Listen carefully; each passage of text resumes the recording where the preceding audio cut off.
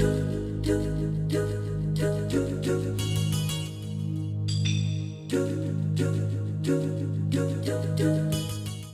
guys, Jarrod here.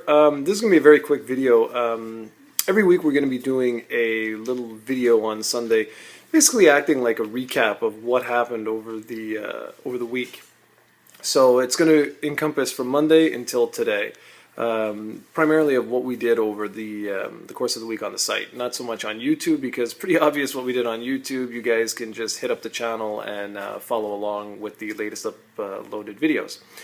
So we started Monday with some of our Last of Us, like we continued our Last of Us progression. Steven posted a top 10 3DS games.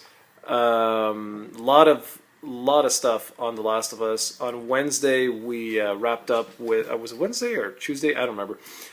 With The Last of Us review. Then we had a whole series of special features and editorials.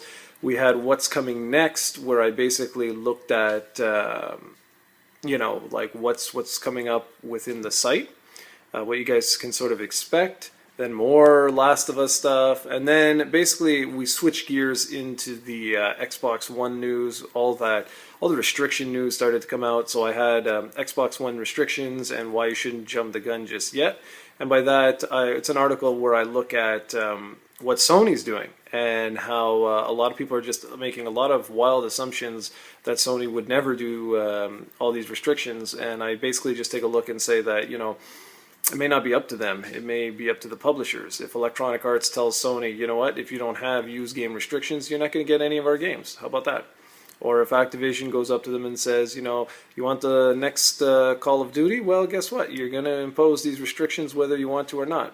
You know, it was an article looking at that. I'm going to put all the articles in the description below, so you guys can just easily cycle through if you want to check anything out. A lot of discussions on that one. A lot of comments, rather. Then I did an article called What's So Special About a Character's Voice. This was news that David Hayter would not be returning to the voice of Big Boss, or at least this is what we're assuming. There's a lot of rumors around this one, but I just wanted to talk a little bit about what does it mean to voice a character, and when a character's voice changes, is there a sort of a disconnect between that character and you? Then I did one called Where Do We Go From Here, and that is a special feature that looks at basically how the industry itself is changing and how like consoles like the Xbox One are slowly becoming PCs, in the sense that like all of these restrictions and whatnot, at least a lot of them, have been on PC for years and years, and ultimately asking the question that if a console becomes a PC, what exactly is the point of a console anymore? Let's see. Then Ahmed, he started his newer Super Mario Brothers stuff. This was just yesterday. Steven posted, that's really cool, by the way, the newer Super Mario Brothers Let's Play. We just launched our Let's Play series. He takes a look at those two games, and then we tried to do a live stream here on YouTube, but it was really glitchy, and it's supposed to record up to 3 hours of footage, and after 15 minutes it stopped. Thankfully, Ahmed had some direct feed footage from it, so we're going to upload that. And there you go. And so we'll see what happens with that. We're going to obviously do newer games. This was just an experiment to see how it would turn out. Anyways, then Steven wrote The Last of Us, the Resident Evil 4 of this generation. Highly recommend that. That's a really good article where he basically says how The Last of Us is his Resident Evil 4 of this generation. How it just far surpasses anything that's been done before. And then again, I got another article that just went up this morning called What Happens When You No Longer Own Your Games.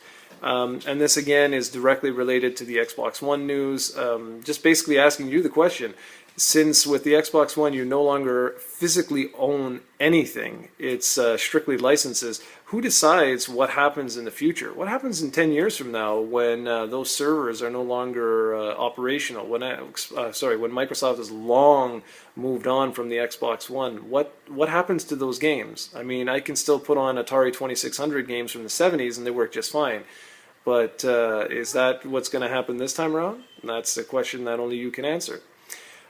Steven also did a top 5 3DS games. I'm not sure if I mentioned that before, but tonight, we've got an article for our top 5 Vita games. We're doing this like every year, whenever we feel like it, really. What's really cool with the Vita top 5 list is that we brought on one of our biggest readers, Appetite Pat, and we asked him to join in on the fun. And for you guys here on YouTube land, we will do that from time to time. We'll invite you guys over and ask if you'd be interested in joining us, help write an article, like as a guest writer.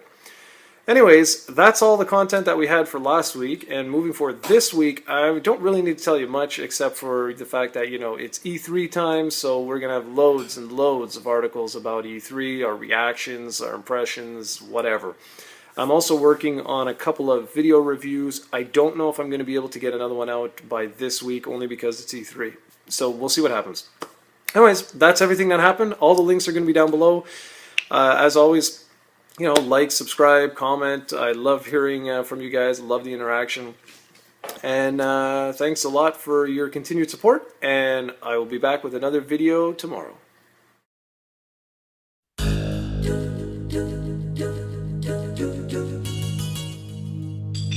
Do